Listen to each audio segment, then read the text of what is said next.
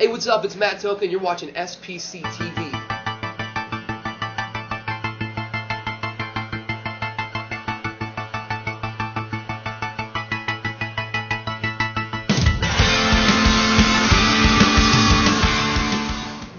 Growing up in Youngstown, my family, I guess you could say, was slightly dysfunctional. And music was always my therapy, so I kind of get lost into it. But before I even started writing music, just listening to it was a huge escape for me. Being Youngstown, there's not much to do there. It's like an abandoned still town. Bruce Springsteen actually wrote a song about it, which is pretty badass. And Ed O'Neill, Al Bundy, went to my high school, which is pretty cool. But other than that, there's not much to do. So I would find myself getting lost in music. That was always my escape, my entertainment. And especially when, I was pretty fucking bummed out, it was a good distraction. Only makes you stronger and tortures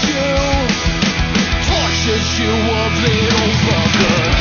Oh, to my family, 'cause without you I don't know who the hell I'd be. This isn't. Oh, to my family, now I'm gonna hang myself from my family tree. I get passed out drunk and unconscious. Mom steals money from his wallet, but it's great that you're teaching us these life lessons, like how to know the pain and not get caught stealing, how to lie and cheat, how to cover up infidelity, divorce, foreclosure, and abandonment notes, how to put the fun in dysfunction. But what doesn't kill you only makes you stronger and tortures you a little longer. Oh, to my family, 'cause without you I don't know who the hell I'd be. This is. Well, I moved out to Los Angeles, and I got dropped from my first record deal, major label, Universal. And I was pretty fucking depressed. Like, my mom and my grandfather went to prison, like, right after, and I was like, fuck, man, like, it was really exciting. It was, like, the most liberating feeling, just moving out to LA, it was really freeing. I'm moving cross country, driving across in my car. It was really exciting. Like, a week later, my whole world changed. And so I was really, really depressed, and I was trying to find myself as a person, find myself as an artist, and starting all over again, and going through a lot of emotional bullshit. And again, like, I found music as a comfort, and it was my therapy once again to kind of help get me through all the bullshit that was going on in my life. And through that process, I was writing a lot. A lot of it was really depressing because I was depressed.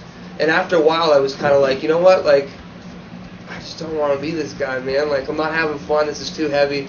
And, music has always been, first and foremost, something that was just fun for me. It was having fun. It was, when times weren't the best, it was a way for me to express myself in a positive and fun way. So I started writing more songs that had, they were a little more, maybe uplifting. Maybe the subject matter is dark. The music is still a little bit of fun. Or, maybe I'm being a smart ass in some of my lyrics, when I kind of put my personality in a lot of all my personalities in my lyrics.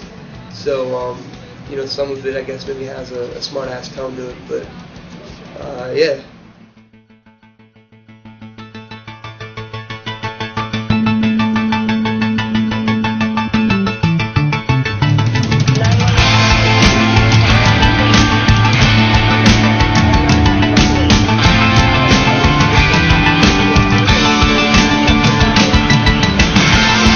First time I didn't take it seriously because, I was just like a 19-year-old kid from Youngstown, Ohio, and I just thought, you get a record deal, people just hand you bags of money, and you're on cribs, and you're famous, and life's all good. I didn't realize, like, once you get a record deal, like, that's really when the hard work begins, like, more so than ever. And I kind of viewed it the other way. Like, I thought, oh, this should be a party, and I didn't take it seriously. And, I really fucked up a lot of really good opportunities. And so when I got dropped, it was really humbling because, again, like, I moved out to Los Angeles, and I was playing street corners. And my other band, we're playing, a couple hundred people to upwards to 1,000+ people a night. And I had to start all over again, so it was really, really humbling.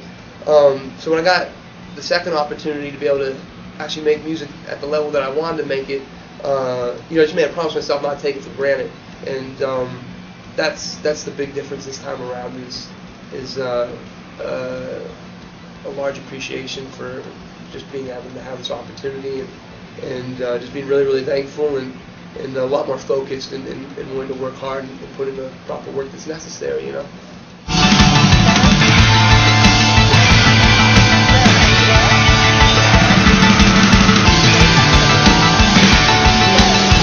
You know, my music was always really, really big in my house. Like, my grandma could sing you Paradise City. Has no clue who the hell Guns N' Roses is, just remembers me singing it as a little kid. And I didn't really comprehend what Guns N' Roses was at the time. It was just my mom was always playing it. So, you know, my mom was always into Pearl Jam, Nirvana. My dad was like a huge Floyd, Black Sabbath fan, Van Halen, Led Zeppelin, all this shit. Green Day was the first artist that I came across where it was like, oh, this feels like it's my artist, you know? My parents kind of hated it. They thought it was bullshit, which I thought it was even more awesome because of that. So it just felt like it was my artist. But I heard Bob Dylan through a friend in high school, and this was a little bit after I was playing guitar for a couple years, and I wanted to be just a guitar player. I was obsessed with like Jimi Hendrix and Jimmy Page and all that shit. And when I heard Bob Dylan, I was like, you know what? I want to be a songwriter. So that's what really changed it for me. Like, I love the simplicity of Green Day and the writing style, but I love the complex lyricism of Bob Dylan.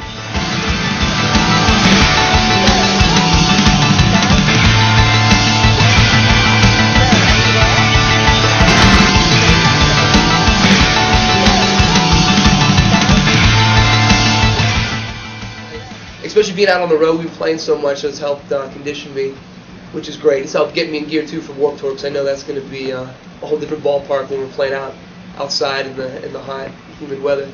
Yeah. Every night's amazing, just because again, like having this opportunity the second time around, I'm really, really thankful. This is the first time actually touring as a solo artist, so like that's just fucking. I'm really just proud of myself, because it's been a journey. Been out in LA for like 5 years struggling, and to see it all starting to kind of come together, it's fucking amazing. I'd probably say Lansing, Michigan, though, was probably the most fun, because kids were like crowd surfing the whole time, just really, really crazy, super receptive. Like, I think it was probably our best audience the whole tour. So that show was cool, and it was like just a shit ton of kids, man. And it was an exciting show. It was a lot of fun for me.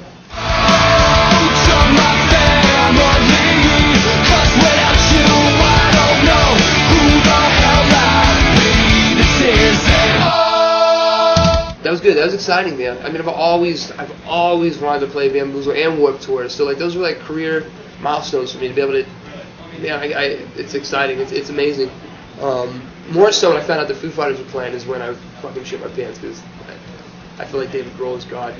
I love David Grohl. I grew up just idolizing him. So I'm stoked just that I'm gonna get to see the Foo Fighters play.